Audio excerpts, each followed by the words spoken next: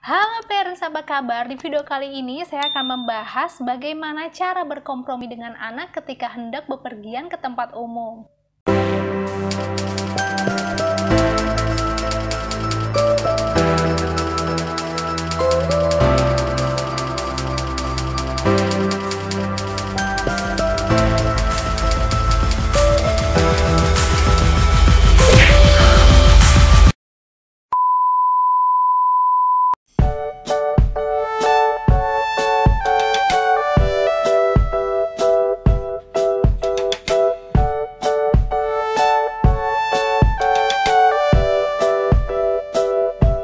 Oke, parents pasti sering menyaksikan pemandangan di mana ada seorang anak yang sedang menangis, tantrum, dikarenakan keinginannya tidak dipenuhi oleh orang tuanya. Kalau nangisnya di rumah, oke, mungkin tidak masalah. Tapi kalau nangisnya di tempat umum, yang membuat garuk-garuk kepala dan pusing, serta malu dilihat oleh orang-orang. Apa yang harus dilakukan seharusnya ketika sebelum berangkat? Agar hal-hal tersebut tidak terjadi, caranya adalah yang pertama, memberitahu dengan jelas maksud dan tujuan kita pergi. Misalnya, beritahu kita akan pergi kemana dan mau apa di tempat itu. Contohnya, ketika saya akan mengajak Musa ke Alfa misalnya, maka saya dan babanya Musa akan memberitahu Musa, kita akan pergi ke Alfa membeli susu. Nah, itu, beritahu dulu itu. Kita ke Alfa membeli susu. Ketika kita mau pergi, bicarakan lagi kepada anak kita. Bang, kita ke Alfa mau beli susu. Terus tanya, kita ke Alfa mau beli apa? Beli susu. Nah, itu yang pertama. Jika anak patuh, maka berikan reward. Misalnya mereka suka sekali membaca buku atau mereka suka dibacakan buku, maka kita berikan reward. Oke, karena kamu tadi patuh, maka sekarang kamu boleh membaca buku atau kamu boleh dibacakan buku sama Ambu sebanyak 3 judul cerita. Lalu bagaimana kalau misalnya anak kita melanggar perjanjian? Maka ketika anak melanggar perjanjian, berikan konsekuensinya. Misalnya saja, ketika kita sudah sampai di Alfa, dia pengen beli mainan. Nah, kita ingatkan lagi. Nah, perjanjian kita tadi dari rumah, kita ke Alfa mau beli susu, bukan mau beli mainan. Lalu, misalnya anak kita tiba-tiba menangis di dalam minimarket itu. Apa yang harus kita lakukan? Bicarakan dengan baik-baik bahwa kamu boleh nangis, tapi tetap saja Ambu dan Baba tidak akan membelikan mainan karena perjanjian kita di awal kita ke Alfa adalah untuk membeli susu, bukan untuk membeli mainan. Biasanya kalau Musa, contohnya ketika dia pengen beli mobil-mobilan, maka babanya akan mengingatkan terlebih dahulu, kita kesini mau beli susu bukan beli mainan. Kalau misalnya dia tetap merengek ingin membeli mainan, nah dari situ baru kita kasih tawaran untuk berkompromi lagi. Ya udah, kalau misalnya kamu ingin mainan ini boleh pegang, tapi nanti ketika kita mau ke kasir kembalikan lagi ya ke raknya.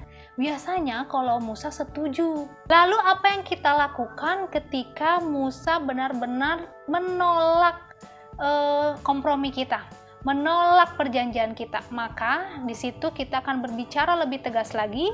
Silahkan kamu menangis, tetapi konsekuensinya kita pulang sekarang.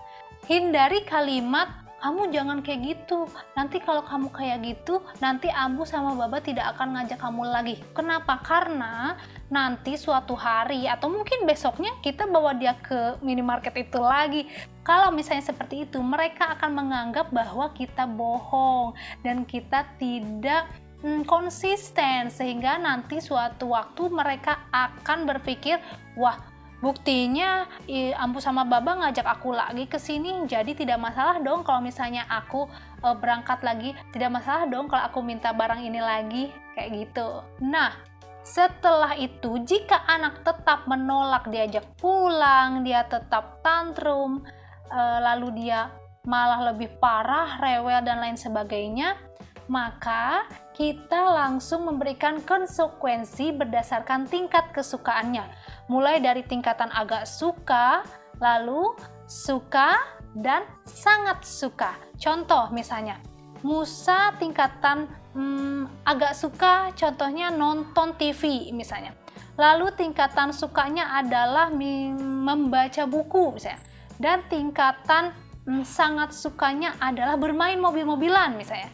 Maka segera ajak pulang anak dan berikan konsekuensi dari tingkatan yang agak suka. Contohnya saja, ayo sekarang kita pulang dan nanti di rumah kamu tidak boleh menonton TV.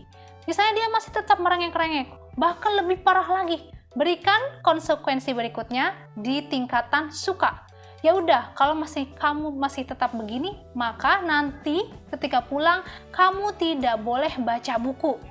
Masih lagi seperti itu, makin parah-parah lagi, langsung naik ke tingkatan sangat suka. Ya sudah, kalau seperti itu menangis, silahkan sampai puas.